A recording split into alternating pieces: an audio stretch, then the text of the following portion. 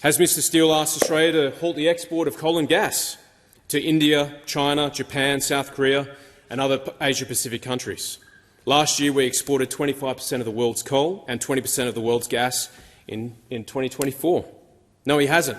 So he can't really be serious on climate change. We are literally fueling the world's largest and fastest-growing emitters with our exports. And that's a reality they won't admit. This speech directly challenges the Australian government's climate and energy policy, particularly its pursuit of net zero emissions by 2050. The Speaker accuses both the UN climate leadership and Labor of hypocrisy, arguing that Australia is being unfairly pressured despite contributing a small share of global emissions. Key points include the rising costs to ordinary Australians, potential risks to industry and jobs, and the reliance on China and India as the real drivers of global emissions growth.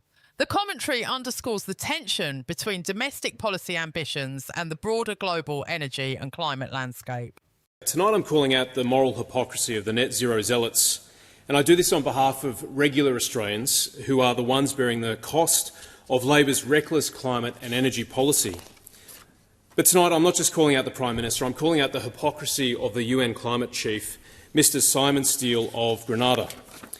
For regular Australians, that's the bloke who travels the world, presumably on planes powered by fossil fuels, on behalf of the United Nations, demanding radical climate targets from countries who are signatories to the Paris Agreement and who have signed up to net zero by 2050. What is net zero, you might ask? Well, net zero commits Australia to holding the increase in global average temperatures to well below 2 degrees of warming and pursuing efforts to keep warming to less than 1.5 degrees Celsius. And if you have further questions, many people do as well. Now, to achieve that, Labor has committed to a radical decarbonisation of the Australian economy. That's why they've introduced a tax on our heavy industry, which is the safeguard mechanism. That's why they're transferring massive subsidies, your money, to inefficient foreign-backed renewable projects. That's the capacity investment scheme.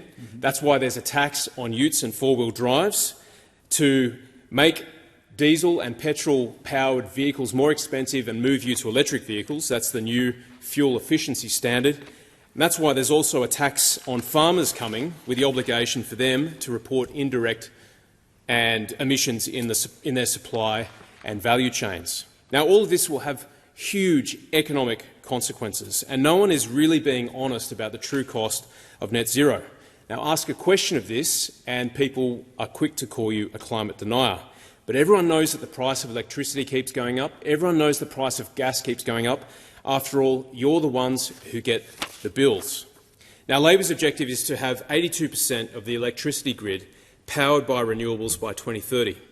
So what they're going to do is move from cheap, reliable Aussie coal and gas-fired power stations to Chinese-made industrial-scale wind and solar farms that destroy our fertile farming land, our environment, and will be very expensive and unreliable. It's a pretty bleak picture, and today we heard from Ross Garnaut, a long-time advisor to Labor governments, that Labor is not on target for 2030. In fact, they're going to miss their goal or their objective by a big margin.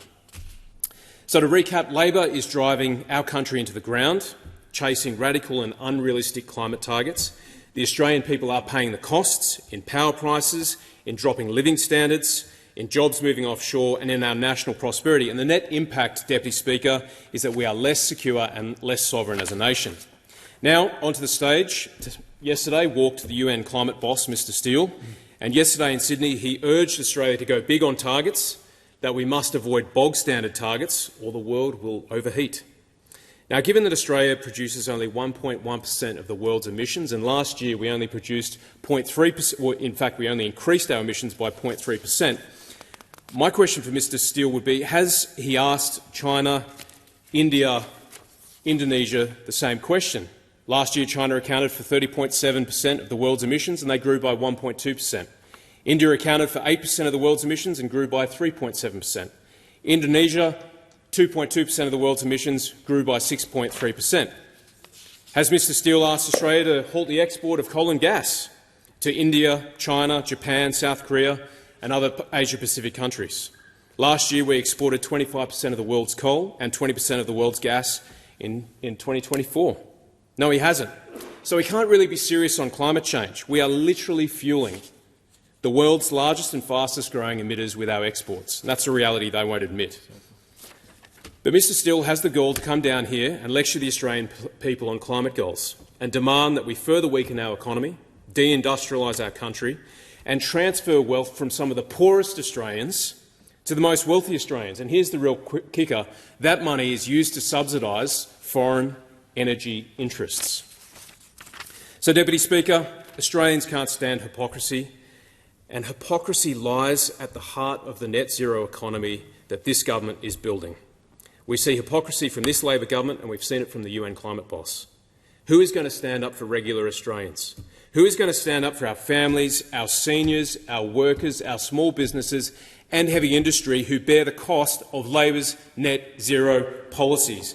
Mr Still should come to my electorate. He should look the 3,000 Alcoa workers in the eyes and he should explain to them the true cost of net zero. The speech takes aim at the Albanese government's climate agenda, particularly its commitment to net zero emissions by 2050 and the policies being introduced to achieve this goal. Central to the critique is the claim that these policies, such as the Safeguard Mechanism Capacity Investment Scheme, new fuel efficiency standards and reporting requirements for farmers, will impose heavy economic burdens on ordinary Australians. Rising energy bills, declining living standards and the relocation of jobs offshore are presented as the tangible costs of the government's climate strategy. A recurring theme throughout the speech is hypocrisy. The Speaker highlights the contrast between Australia's relatively small share of global emissions and the much larger contributions from countries like China, India and Indonesia. By pointing out that Australia contributes around 1.1% of global emissions, the argument is made that pressuring Australia to accelerate its targets will do little to alter the trajectory of global climate change. In fact, the Speaker notes that while Australia has made minimal increases in emissions, China's emissions alone account for more than 30% of the global total and continue to grow.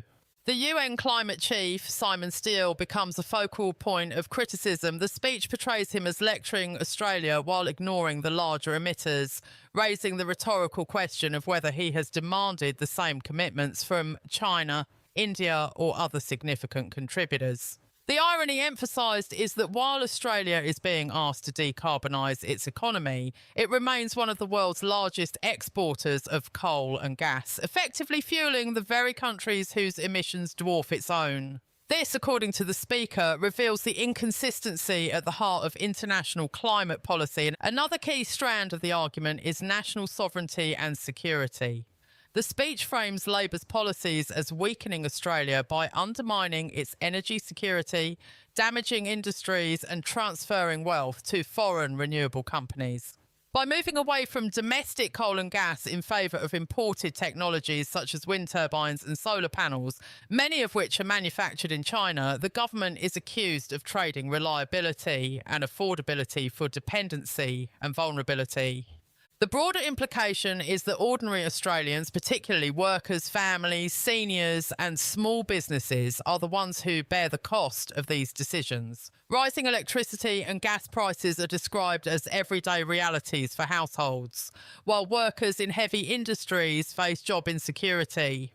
The Speaker stresses that people in electorates like his are the ones most exposed to these consequences and that policymakers and international officials often fail to consider their struggles. Ultimately, the detailed commentary shows how this speech combines economic, social and nationalistic arguments to build a broader case against Australia's current climate pathway. It presents climate policy not as a matter of environmental necessity, but as an ideological and international imposition that risks undermining Australia's prosperity and sovereignty. In doing so, the Speaker seeks to position himself as a defender of ordinary Australians against both domestic policymakers and global institutions that, in his view, fail to account for fairness, balance and reality in the global emissions equation.